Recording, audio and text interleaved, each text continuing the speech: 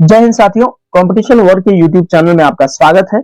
मेरा नाम है संदीप, उपस्थित हूँ आपके लिए लेकर अक्टूबर 2023 के करंट में एक नई वीडियो, जहां पर हम प्रमुख नियुक्ति, पुरस्कार, निधन, व्यक्तित्व और कुछ पुस्तकों के बारे में विस्तार पूर्वक चर्चा करेंगे।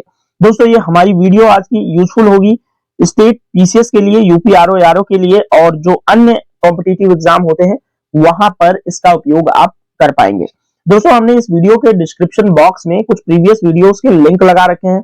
साथ ही हमने यूपी स्पेशल के लिए बहुत ही अच्छी पुस्तक जो आती है घटना चक्र पब्लिकेशन की, तथ्य सार, उसको हमने शुरुआत कर रखी है। तो उसके 2 वीडियोस भी हमने बना करके चैनल पर अपलोड कर दिया है, तो उसका भी लिंक हम यहाँ पर दे रखे हैं डिस्क्रिप्शन में। साथ ही हम कंपटीशन वार का जो ऑफिशियल टेलीग्राम चैनल है उसका भी लिंक आपके लिए प्रोवाइड कर रखा है, जहां पर आपके लिए डेली बेसिस पर द हिंदू और पीआईबी की जो करंट अफेयर्स होती है वो मिलती रहती हैं। तो दोस्तों, अगर ये वीडियो आपको किसी भी तरह से हेल्पफुल लगे तो आप चैनल को सबसे पहले सब्सक्राइब करके बेल आइकन प्रेस कर दीजिएगा, ताकि आपको आने वाली वीडियोस की नोटिफिकेशंस मिलती रहे। और साथ ही हाँ, वीडियो को लाइक और शेयर करना बिल्कुल नहीं भूलिएगा। कमेंट भी कर दीजिएगा आपको वीडियो कैसा लग रहा है। अगर कुछ सुझाव देना चाहते हैं तो उसको भी हमें कमेंट करके जरूर बताएं। ठीक है, तो चलिए शुरू करते हैं आज का वीडियो।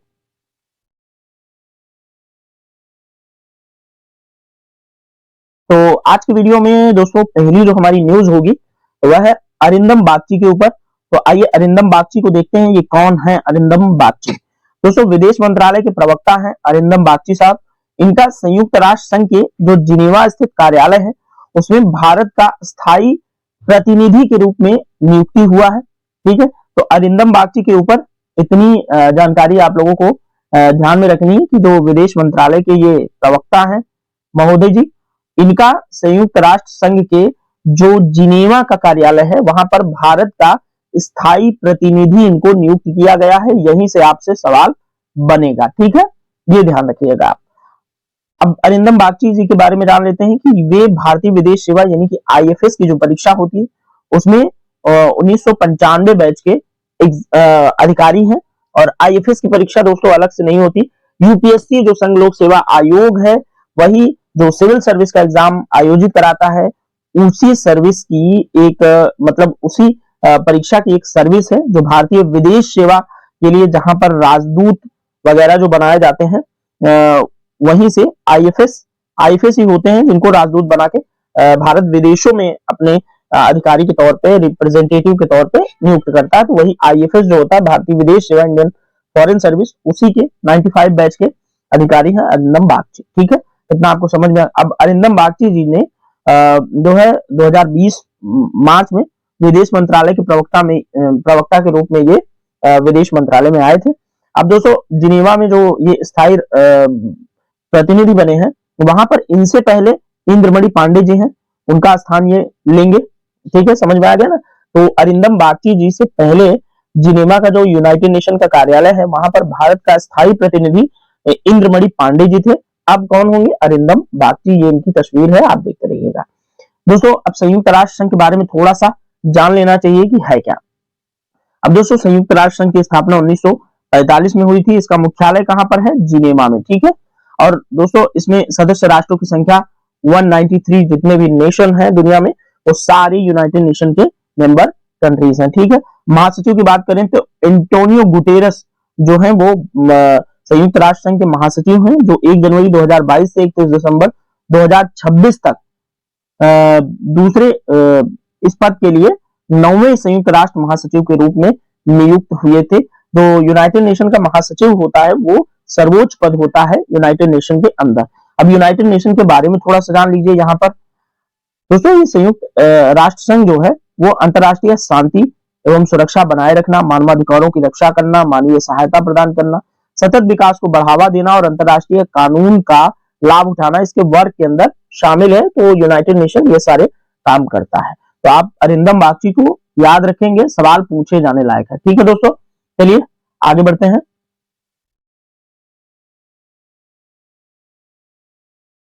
ये भी न्यूज काफी इंपॉर्टेंट है और इनको आप लोग तस्वीर में देख सकते हैं। इनका नाम है केन शांत कुमार। अब केन शांत कुमार क्यों चर्चा में है? क्योंकि उनको press trust of India board का अध्यक्ष बना दिया गया। ठीक है, तो आइए देखते हैं, भारतीय पत्रकारिता के एक अनुभवी मीडिया पेशेवर हैं के. शांता कुमार, इनको 1 साल के कार्यकाल के लिए प्रेस ट्रस्ट ऑफ इंडिया का निदेशक मंडल का अध्यक्ष चुन लिया गया है। याद रखिएगा, क्वेश्चन पूछा जा सकता है कि किसको press trust of India board का अध्यक्ष चुना गया है, तो ये नाम याद रखेंगे आप, के. शांत कुमार। ठीक है, ये तस्वीर में आपको दिख रहे हैं। इन्होंने दोस्तों अवीग सरकार का स्थान ग्रहण किया है, यानी कि इससे पहले press trust of India board के जो अध्यक्ष थे वो अवीग सरकार थे। ठीक है, तो ये चीज आप लोगों को याद रखनी चाहिए। प्रेस ट्रस्ट ऑफ इंडिया दोस्तों 1947 में भारत के स्वतंत्र होने से सिर्फ 2 हफ्ते बाद ही बना था, जो दुनिया का सबसे बड़ी और सबसे पुरानी निजी समाचार एजेंसी होने का ये अपने आप में गौरव रखती है। ठीक है, तो आई होप आपको प्रेस ट्रस्ट ऑफ इंडिया के बारे में पता चल गया। इस बोर्ड के नए अध्यक्ष कौन बने हैं, तो के. शांत कुमार आप लोगों को याद रखना है। ठीक है, ओके। नेक्स्ट न्यूज है वो महत्वपूर्ण पुरस्कार से संबंधित है। ये काफी इस वर्ष चर्चा में रहा था ईरान, और यहाँ पर सखारोव पुरस्कार 2023 काफी इंपॉर्टेंट हो जाता है इस न्यूज के साथ। ठीक है, अब आइए देखते हैं क्या है।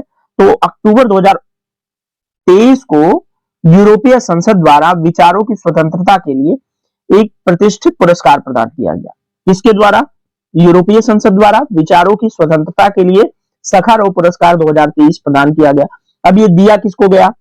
तो यह पुरस्कार दोस्तों ईरान की मानवाधिकार कार्यकर्त्री हैं, जिनका नाम है जिन्ना महसा अमीनी।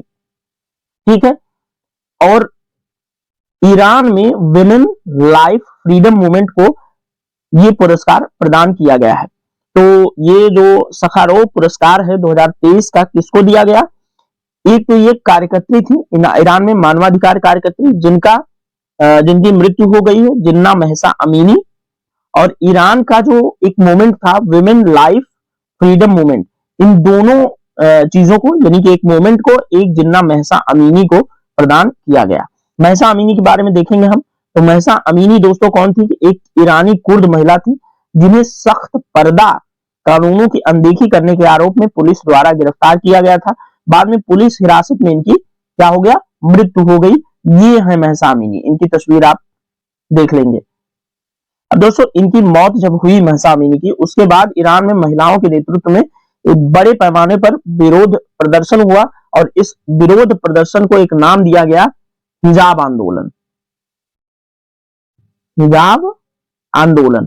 ठीक है, तो आप लोगों से हो सकता है पूछ ले कहीं कि हिजाब आंदोलन किस देश में हुआ था, तो ईरान में, याद रहे। ठीक है, अब इस जो सखारोव पुरस्कार है उसके बारे में थोड़ी सी जानकारी आप लोग देख लेंगे। तो ये दोस्तों पुरस्कार सोवियत भौतिक शास्त्री आंद्रे सखारोव की स्मृति में वर्ष 1988 से स्थापित हुआ, तब से यह पुरस्कार प्रदान किया जाता है। इस पुरस्कार के तहत दोस्तों 50 जो हजार की यूरो जो यूरोपियन यूनियन की करेंसी है वो प्रदान की जाती है, 50,000 यूरो। और यह मानवाधिकारों और मौलिक स्वतंत्रता को बढ़ावा देने के लिए किए गए प्रयासों के तहत संबंधित व्यक्ति और संस्था को ये पुरस्कार, जो सखारोव पुरस्कार है, प्रदान किया जाता है। तो इस बार याद रहे 2023 का सखारोव पुरस्कार किसको दिया गया? महसा अमीनी को, मरणोपरांत, जो कि क्या थी? ईरान की एक कुर्द महिला थी। ठीक है, ये याद रहे। और वहां ईरान में एक मूवमेंट चला, वुमेन लाइफ, ये वाला वुमेन लाइफ फ्रीडम मूवमेंट, इसको प्रदान किया गया। ठीक है, तो सखारोव पुरस्कार 2023 आप लोगों को याद रखना है। महसा अमीनी और हिजाब आंदोलन भी आप लोगों को याद रखना है। चलिए अगली न्यूज की तरफ बढ़ते हैं। हमारी ये न्यूज भी काफी महत्वपूर्ण है, पुरस्कारों से ही संबंधित न्यूज आ रही है। तो ये दोस्तों है सरस्वती सम्मान 2022। अब 2022 का सरस्वती सम्मान अभी दिया गया।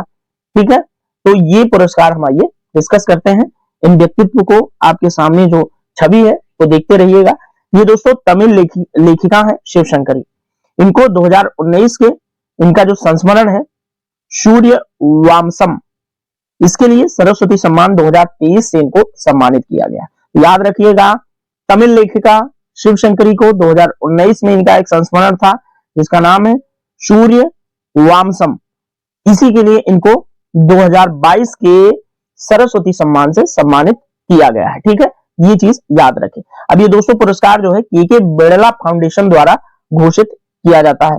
अब इनका जो संस्मरण है सूर्यवासम, ये क्या है दोस्तों, 2 खंडों वाला एक संस्मरण है जो लेखिका की 7 दशकों की साहित्यिक यात्रा तथा सामाजिक परिवर्तनों को इसमें उल्लिखित किया गया है। ठीक है, अब दोस्तों यह जो पुरस्कार है वो भारतीय संविधान की 8वीं अनुसूची में शामिल जो 22 भाषाएं हैं उसके भारतीय लेखकों द्वारा विगत 10 वर्षों से प्रकाशित साहित्यिक कृतियों के लिए उनको प्रतिवर्ष प्रदान किया जाता है। ठीक है, अब दोस्तों ये पुरस्कार के बिरला फाउंडेशन द्वारा प्रदान किया जाता है, ये मैंने यहाँ पर भी आप लोगों को बताया, जिसमें दोस्तों क्या मिलता है, 15 लाख रुपए की धनराशि, एक पट्टिका और एक प्रशस्ति पत्र सरस्वती पुरस्कार 2022 के अंदर इनको प्रदान किया गया। शिव शंकरी तमिल लेखिका, याद रखिएगा इनकी रचना कौन सी है, संस्मरण है सूर्य वामसम। ठीक है, आइए चलते हैं आगे बढ़ते हैं। ये भी पुरस्कार ही है दोस्तों। बहुत महत्वपूर्ण पुरस्कार है, सत्यजीत रे लाइफ टाइम अचीवमेंट पुरस्कार 2023। तो आप चलिए देखते हैं किसको प्राप्त हुआ। तो ये तस्वीर आप लोगों को ध्यान में रखनी है, इन तस्वीर के ही व्यक्ति को प्राप्त हुआ है और देखते हैं ये है कौन। तो दोस्तों 13 अक्टूबर 2023 को सूचना एवं प्रसारण मंत्रालय भारत सरकार द्वारा प्रसिद्ध हॉलीवुड अभिनेता और निर्माता, इनका नाम है माइकल डगलस, इनको प्रदान किया गया है। ठीक है, तो याद रहे दोस्तों, सत्यजीत रे लाइफ टाइम अचीवमेंट पुरस्कार 2023 किसको दिया गया, हॉलीवुड के अभिनेता और निर्माता हैं माइकल डगलस। तो ये है माइकल डगलस। ठीक है दोस्तों, इनको प्रदान किया गया सत्यजीत रे लाइफ टाइम अचीवमेंट अवार्ड 2023। बार बार इसलिए कह रहा हूं क्योंकि ये पुरस्कार अपने आप में बहुत अधिक इंपॉर्टेंट होता है फिल्म के क्षेत्र में। जैसे दादा साहेब फाल्के अचीवमेंट अवार्ड होता है, वैसे ही ये भी प्रदान किया जाता है, जो कि काफी महत्वपूर्ण पुरस्कारों में शामिल किया जाता है। दोस्तों ये जो माइकल डगलस हैं उनको यह प्रतिष्ठित सम्मान 20 से 28 नवंबर 2023 के मध्य पणजी यानी कि गोवा में आयोजित किए गए जो 54वें भारतीय अंतर्राष्ट्रीय फिल्म महोत्सव है उसी के दौरान इनको प्रदान किया गया यह पुरस्कार। दोस्तों 1999 में 30वें IFFI यानी कि भारतीय अंतर्राष्ट्रीय फिल्म महोत्सव में गठित यह पुरस्कार जो है उन व्यक्तियों को प्रदान किया जाता है जिनके असाधारण योगदान ने सिनेमा की दुनिया को अत्यंत समृद्ध और उन्नत बनाया है। तो याद रखिएगा सत्यजीत रे लाइफ टाइम अचीवमेंट अवार्ड क्यों दिया जाता है, तो यहाँ पर इस सवाल का जवाब दिया हुआ है।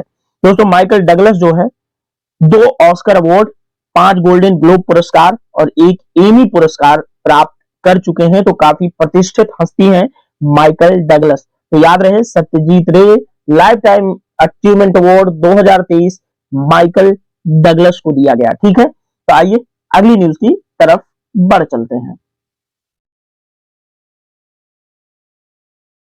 हमारी ये न्यूज अपने आप में काफी खास है, एक महिला है उनको प्रदान किया गया। तो विश्व खाद्य पुरस्कार 2023 काफी इंपॉर्टेंट है, इसकी इंपॉर्टेंस आपको डिस्कशन के दौरान पता चलेगी। इन महिला व्यक्तित्व को आप लोग देखते रहिएगा।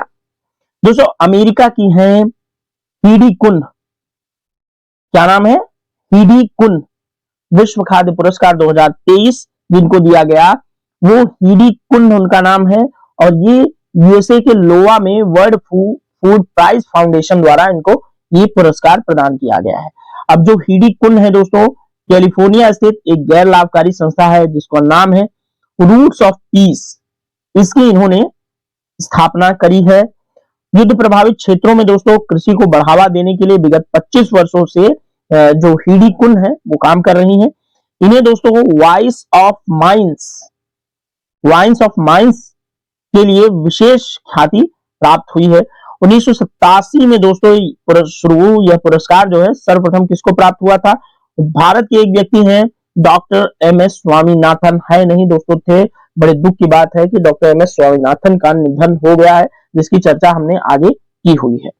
दोस्तों विश्व खाद्य पुरस्कार को कृषि के क्षेत्र में नोबेल पुरस्कार के तुल्य दर्जा प्राप्त है। ये सवाल बहुत हमारे लिए इंपॉर्टेंट है क्योंकि आपसे किसी भी एग्जाम में पूछ लिया जाएगा कि कृषि के क्षेत्र में नोबेल पुरस्कार के समान कौन सा पुरस्कार माना जाता है, तो आप लोगों को याद रहे विश्व खाद्य पुरस्कार।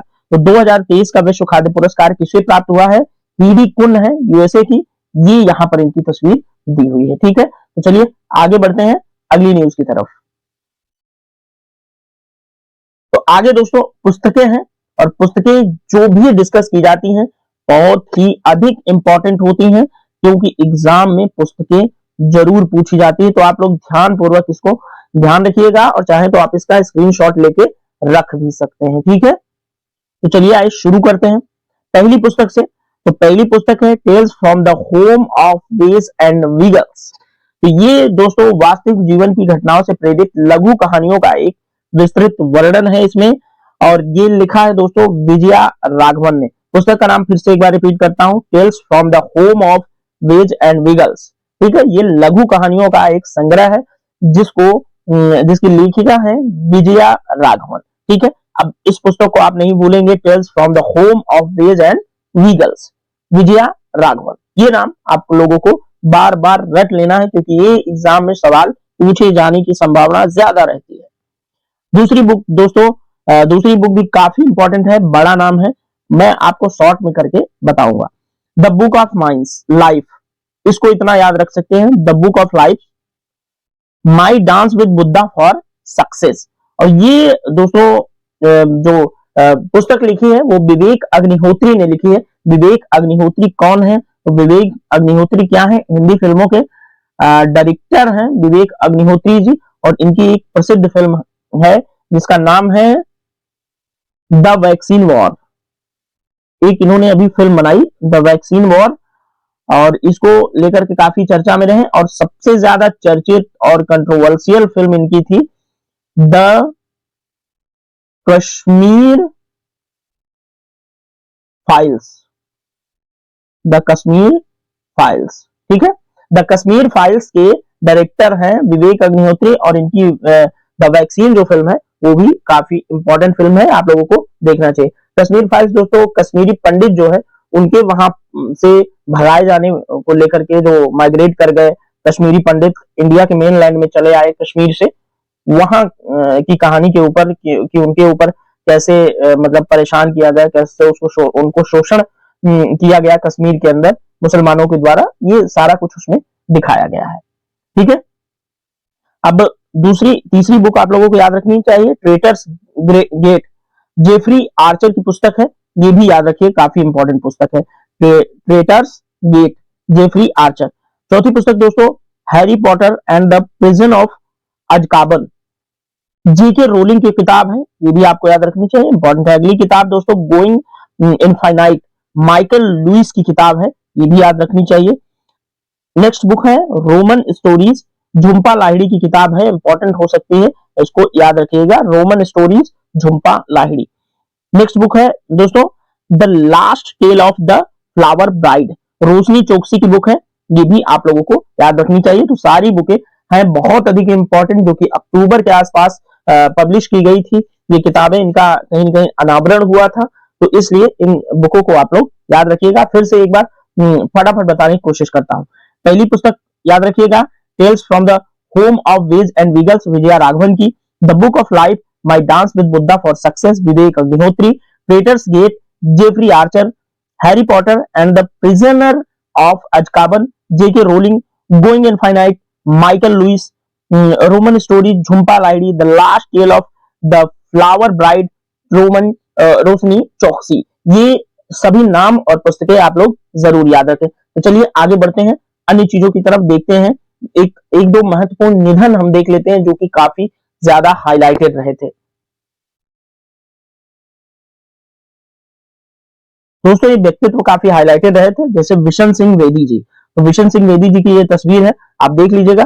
भारत के भूतपूर्व दिग्गज स्पिन गेंदबाज थे विशन सिंह बेदी, जिनका 77 वर्ष की आयु में क्या हो गया, निधन हो गया। 1970 के दशक में दोस्तों ये अपनी स्पिन गेंदबाजी के लिए एकदम बल्लेबाजों को हैरान कर देने वाले मतलब एक प्लेयर माने जाते थे, गेंदबाज माने जाते हैं। विशन सिंह बेदी ने कुल दोस्तों 22 अंतरराष्ट्रीय मैचों में भारतीय टीम की क्या की है, कप्तानी की है। विशन सिंह बेदी ने दोस्तों अपने अंतरराष्ट्रीय करियर में 1967 में इंटरनेशनल करियर की शुरुआत करी, और उन्होंने आखिरी मैच 1979 में खेला। दोस्तों विशन सिंह ने टीम इंडिया के लिए कई युवा खिलाड़ियों को तैयार किया, इनके शिष्यों में मुरली कार्तिक एक बड़ा नाम है, ठीक है। तो विशन सिंह बेदी को आप लोग जरूर याद रखें, इनका निधन हो गया है 2023 में। तो इनके बारे में सवाल हो सकता है, पूछ ले कि ये कौन थे, ये तो पूछ सकता है। तो आप लोग याद रखिएगा, स्पिन गेंदबाज थे, स्पिन गेंदबाजी करते थे। गेंदबाजी का इनका फॉर्म था स्पिन, जैसे गेंदबाजी का फॉर्म फास्ट होता है, स्पिन होता है, तो उसी तरह से ये स्पिन गेंदबाजी करते हैं थे। जैसे कि हरभजन सिंह आज पहले स्पिन के मामले में एक बड़ा नाम था, हालांकि अब वो भी रिटायर हो गए। अब कोई नए प्लेयरों में मैं जानता नहीं हूँ, तो इसलिए मैं बता नहीं पाऊंगा। ठीक है, तो विशन सिंह बेदी जी को आप लोग याद रखिए। अगला नाम चलते हैं। तो नेक्स्ट नेम है दोस्तों, काफी इंपॉर्टेंट है, शायद इसको इससे पहले भी मैंने इन्हें डिस्कस किया हुआ है। M S Swaminathan. M S Swaminathan कौन थे, ये चीज आपको समझ आएगी। आइए पहले डिस्कस करते हैं। अब ये तस्वीर आप एम एस स्वामीनाथन की देख सकते हैं। भारत में दोस्तों हरित क्रांति के जनक, पहली ही लाइन में आपको सवाल का जवाब मिल रहा है, पूछ सकता है भारत में हरित क्रांति के जनक कौन थे, तो एम एस स्वामीनाथन। इंपॉर्टेंट है, इसलिए आप लोग इसको ध्यान में रखें। एम एस स्वामीनाथन, जिनको ग्रीन रेवोल्यूशन के जनक के नाम से जाना जाता था, 98 वर्ष की आयु में उनका निधन हो गया। अब दोस्तों, एम एस स्वामीनाथन एक कुशल कृषि विज्ञानी, पादप आनुवंशिकविद, प्रशासक और मानवतावादी थे। 1960 और 70 के दशक में दोस्तों भारत के खाद्य संकट के दौरान उन्होंने गेहूं के उच्च उपज वाले किस्म के बीज विकसित करने के लिए नॉर्मन बोरलाग जैसे अन्य जो वैज्ञानिक थे उनके साथ उन्होंने काम किया, जिससे हरित क्रांति की पहल की शुरुआत हुई, जिसने कृषि उत्पादकता में क्रांति ला दी भारत के अंदर। तो 1960-70 के दशक में हरित क्रांति भारत के अंदर शुरू हुई। क्यों शुरू हुई, क्योंकि अपने यहाँ काफी खाद्य संकट था, तो इस खाद्य संकट को दूर करने के लिए एम एस स्वामीनाथन साहब ने गेहूं की उच्च उपज वाली किस्मों को विकसित किया। ठीक है, और इन्होंने नॉर्मन बोरलाग जैसे वैज्ञानिकों का भी जो है सहयोग प्राप्त किया था। तो नॉर्मन बोरलाग कौन है, विश्व में हरित क्रांति लाने वाले नॉर्मन बोरलाग ही है। ठीक है, अब एम एस स्वामीनाथन को दोस्तों 1971 में अब इनको जो पुरस्कार प्राप्त हुए, याद रखिएगा, एक लाइन से पूरे पुरस्कारों की श्रृंखला यहाँ पर हमने दे रखी। तो 1971 में रेमन मैग्सेस पुरस्कार प्राप्त हुआ, 1986 में अल्बर्ट आइंस्टाइन विश्व विज्ञान पुरस्कार, और पद्म श्री पुरस्कार 1967 में, पद्म भूषण 1972 और पद्म विभूषण 1989 यानी कि 1989 में इनको प्राप्त हुआ। दोस्तों, प्रोफेसर स्वामीनाथन ने राष्ट्रीय किसान आयोग का नेतृत्व किया और इसकी स्थापना इन्होंने 18 नवंबर 2004 को की है, और इसी को स्वामीनाथन आयोग भी कहा जाता है। तो आप लोगों को याद रहे, राष्ट्रीय किसान आयोग ही स्वामीनाथन आयोग है। ठीक है, तो ये जानकारी आप लोगों को जरूर याद रखनी चाहिए भारत के महान कृषि वैज्ञानिक डॉक्टर एम एस स्वामीनाथन के बारे में। ठीक है दोस्तों, तो ये रहा आज का हमारे डिस्कशन। आज का डिस्कशन आपको कैसा लगा कमेंट बॉक्स में जरूर बताएं, और दोस्तों वीडियो देखने के लिए आपका बहुत बहुत धन्यवाद। आपसे गुजारिश करूंगा कि आप कंपटीशन वॉर के ऑफिशियल टेलीग्राम ग्रुप को ज्वाइन कर लीजिएगा, आपके लिए काफी यूजफुल रहेगा। हाँ दोस्तों, अंत में आपसे एक ही गुजारिश, अगर वीडियो आपको अच्छा लगता हो, यार मोटिवेशन की जरूरत है, कृपया वीडियो को लाइक और शेयर कर दें, चैनल को सब्सक्राइब कर दें, ताकि हमें भी थोड़ा सा नए वीडियोज और अच्छे कंटेंट लाने के लिए मोटिवेशन मिलता रहे। तो चलिए मिलेंगे अन्य वीडियो में, तब तक के लिए थैंक यू सो मच।